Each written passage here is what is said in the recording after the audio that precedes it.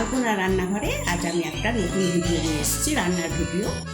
আপনারা তাহলে আসুন, দেখা যাক আমি কিসের ভিডিও নিয়ে এসেছি আপনাদের জন্য। এই যে বন্ধুরা, বর্ষাকালের ইলিশ চলে এসছে আলপনার রান্নাঘরে। এখানে তো সর্ষে বেটে রেখেছি। সর্ষেটা একদম সর্ষের তেল দিয়ে তো আমি ভিজিয়ে রাখি ঢাকা দিয়ে।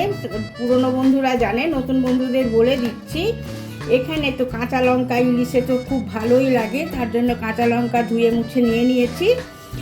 আর নিয়েছি আমি 3 পিস ইলিশ মাছ। হ্যাঁ, এটা আমি কিভাবে করছি দেখলেই বোঝা যাবে যে আমি এই রান্নাটা কিভাবে করছি। সর্ষে ইলিশ আমার পোস্ট করা আছে, কিন্তু এটা আমি একটু আলাদাভাবে করছি, তার জন্যই আমার ভিডিওটি করা।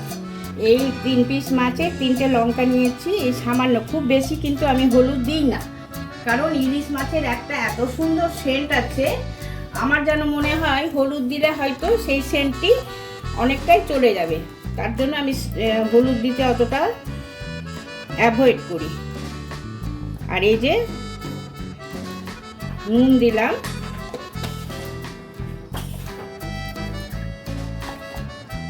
আবার আমি এর মধ্যে দিয়ে দেব কাঁচা সর্ষের তেল, তার মধ্যে দিয়ে দেব আমি সামান্য সামান্য সর্ষে বাটা।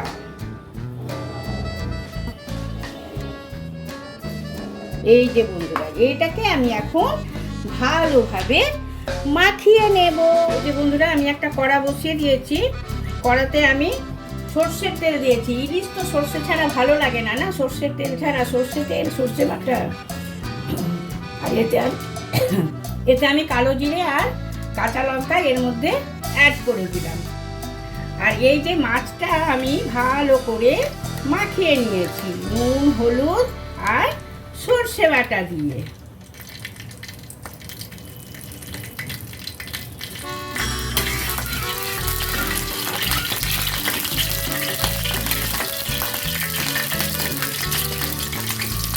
এবারে আমি একে একে মাছগুলো এর মধ্যে দিয়ে দেব।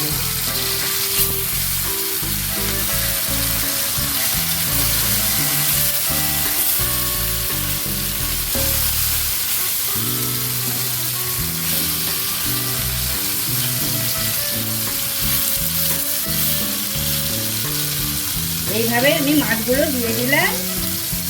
আর মাছে যে কাঁচা লঙ্কাগুলো ছিল সেটাও আমি এর মধ্যে দিয়ে দিলাম।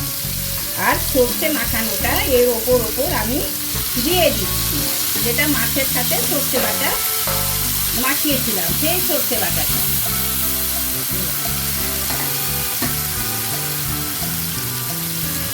মাছটা ভাজবো না বেশি, এর মধ্যে আমি সর্ষে বাটাটা যেটা অবশিষ্ট ছিল সেই সর্ষে বাটাটাই এর মধ্যে অ্যাড করে দিলাম।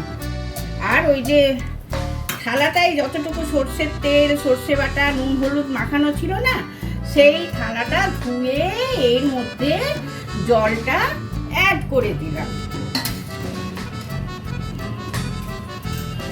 আর বাটি ধুয়েও এর মধ্যে জল দিয়ে দিলাম।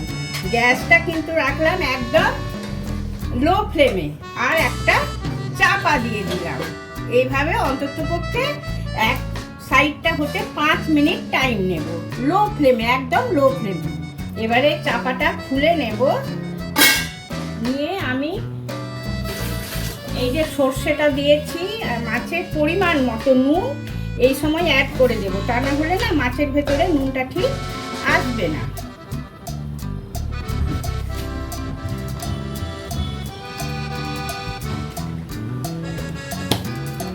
পরিমাণ মতো নুন দিয়ে দিলাম, ভালো করে নাড়িয়ে নিলাম।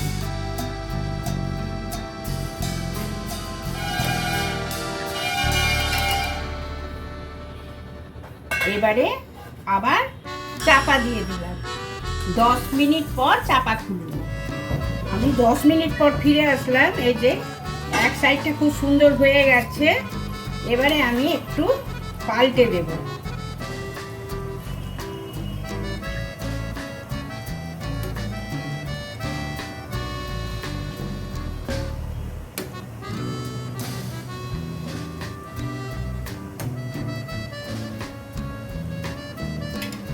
দিয়ে আবার চাপা দিয়ে 10 মিনিট পর চাপা খুলবো। বন্ধুরা এবারে আমি চাপা খুলে নিচ্ছি। এই যে সুন্দর মাছ সেদ্ধ হয়ে গেছে। এবারে আমি দুটো কাঁচা লঙ্কা, এর মধ্যে দুটো কাঁচা লঙ্কা দিয়ে দিব। কাঁচা লঙ্কার সেন্ট অসাধারণ লাগে। কাঁচা লঙ্কা দিয়ে দিলাম, দিয়ে অনেকটাই তেল দেওয়া হয়েছে। একটুখানি সামান্য সর্ষের তেল এর মধ্যে এখন আমি অ্যাড করে দেব।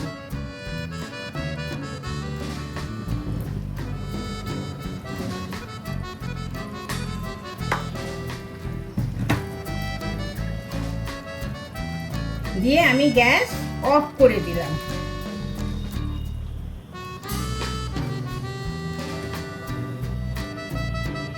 এবারে সার্ভ করে নেব।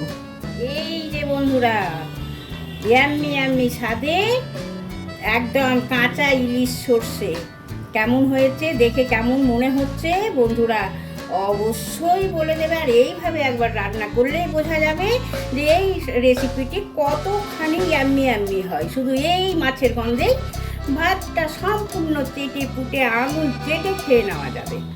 তাহলে বন্ধুরা, বন্ধুদের কমেন্টের আশায় রইলাম। আজকের মতো আসি, বাই, টাটা।